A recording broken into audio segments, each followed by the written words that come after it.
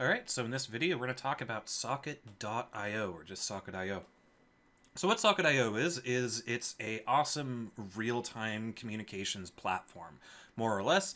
It basically allows us to do real-time web applications where we can talk to the server, and the server can talk to all the clients in a real-time fashion without having to do an additional HTTP request. So yeah, what we're going to do is we're going to take a look at getting that installed, getting it set up. Just like Express, Socket.io is very, very straightforward. But again, like I said earlier, I wanted to introduce the kind of core concepts of Socket.io before we integrate it into a larger application, so we can just see the Socket.io bits. So let's go ahead and get started. I'm going to move this off to the side. And over here in my console window, I'm going to type in npm install socket.io -- save. And that's all you need for building a Socket.io application. As you'll see here in a minute, we can actually pull in the client-side scripts from Socket.io itself, which is really cool. So let's see how we can add Socket.io to our server. So I'm going to open up server.js, and then here at the top, I'm going to go ahead and say socket.io equals require socket.io. So socket.io, just like what we saw in npm, is indeed the name of the package. And so what I'm going to do now is after we create our server, rather, what I'm going to do is I'm going to say const.io equals socket.io, which is a function. So socket.io from the socket.io package is a function. And we're going to invoke it with servers. So what that does is it'll attach itself to our HTTP server, which is awesome. And that's it. Socket.io is now installed and ready for use. So let's go ahead and see a simple use case of it. And before we do that, we do need to create a JavaScript file that will contain our behavior for Socket.io. So over here in public, I'm going to right-click, create a new file, and I'm going to call it application.js.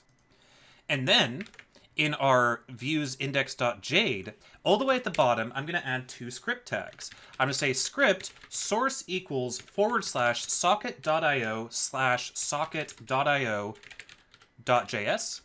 And I'm also going to include another script, which is going to be the code, the client-side code that we're going to be using, which is going to be script source equals / application.js. So now that we have those two imported, before we move on, I do want to show you guys what this file is. So let's go ahead and nodemon our server. So our server is now running, which is awesome. And let's go ahead and locate the window that I had open for this example app. And let's move it over here, refresh. I'm simply going to request socket.io, socket.io.js. And notice that our server is now serving out this JavaScript file. So indeed, by setting up socket.io on our server, a new endpoint opens up that serves out all of the client code that we need to work with socket.io. So it's very convenient to have both the server and the client include itself. Now, it is possible to pull down just the client, and we're going to see an example of that in our fully fledged application, since we're going to be using socket.io with the module loader and not through the browser. But from a browser perspective, it's very simple to simply request in the socket.io JS file and then immediately after request in our application. But right now it's not going to do anything. So let's go ahead and make it do something. To make it do something, we simply go into our application.js, which remember is being included after socket.io. That's important. And I'm going to say use strict. I'm going to say const socket equals io. So that io JavaScript file included this global object called io, just like how jQuery includes the money object. You will notice I am getting this error. io is not defined. I'm going to really quickly fix that by going into my ESLint RC, down to my rules, and saying no undef is 0. Now, I don't recommend turning off the no undef rule because it very often points out potential bugs in our software where we accidentally refer to a thing that hasn't been included yet. We won't have to turn it off when we do the bigger application, since we'll be using a module loader. But for this example, just to get rid of that nasty squiggly, I'll do that.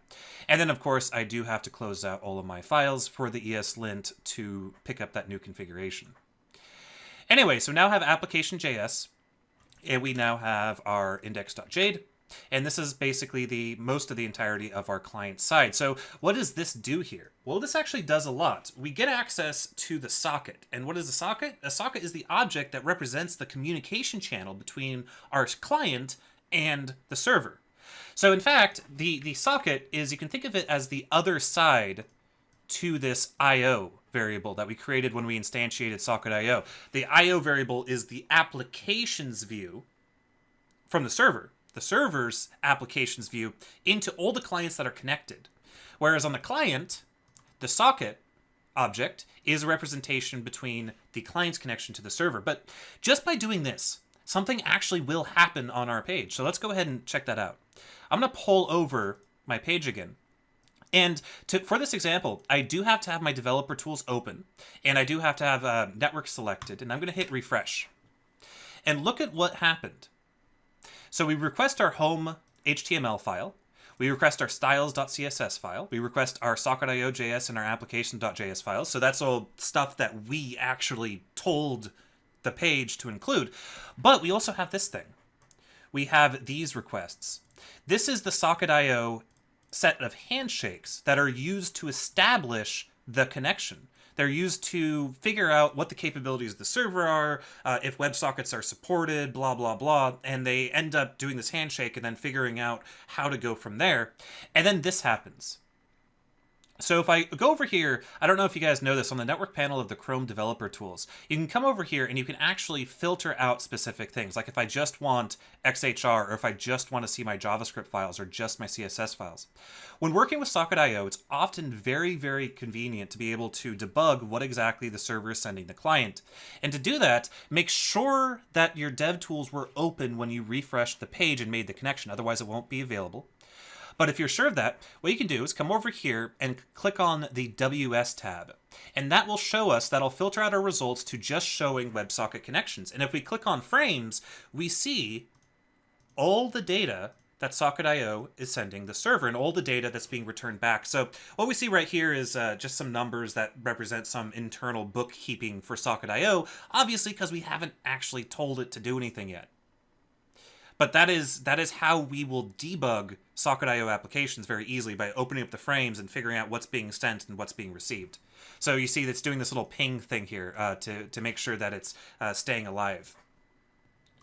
All right, so we know socket.io is working, but we haven't done anything with it yet. So what I'm going to do now is I'm going to go ahead and create the skeleton of the application real fast. So this is just going to be the styles and the HTML that represent our application. And then once we have that done, we will go back into the client side and the server side socket.io stuff and see how we can actually perform this communication. So let's go ahead and close out of the application.js and the server.js, and let's bring up our styles side by side with our... That's not what I wanted to do at all. Bring our styles side by side with our HTML. So the HTML is going to be very straightforward. We're going to have a site wrap div, and then we're going to have a chat list, and then we're going to have an empty UL, followed by a chat-form with an input of type text and placeholder equals message. And that is just our basic HTML. So if I bring over the page, refresh, we see that we have that UL, and we have the UL created, we have our chat form, we have our input. Let's go ahead and style it real fast. I don't like ugly looking applications. It'll only be a little bit of CSS. We're going to set the body to display flex. We're going to set our font family to Arial, Helvetica, and sans serif. Probably my favorite font combination. And then for our site wrap, we're going to do a width of 400px, a height of 400px, a margin of auto, a border of 5 pixels solid AAA, a background of FFF, a display of flex, and a flex direction column. So what this CSS will result in, if I come back over here and refresh, we now have this nice little bordered window thing that has a max width of 400px, but it can collapse if you need it to.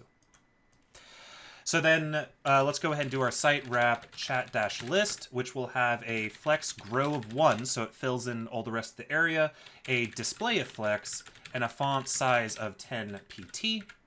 We'll have our site wrap chat list UL, which will have a flex grow of 1, so it fills in that area as well, a list style of none, a margin of 0, a padding of 0, and an overflow Y of scroll. And then we'll do our site wrap chat list li, which will have a border bottom of 1px solid AAA, and then we'll have a margin of 0 and a padding of 5 pixels.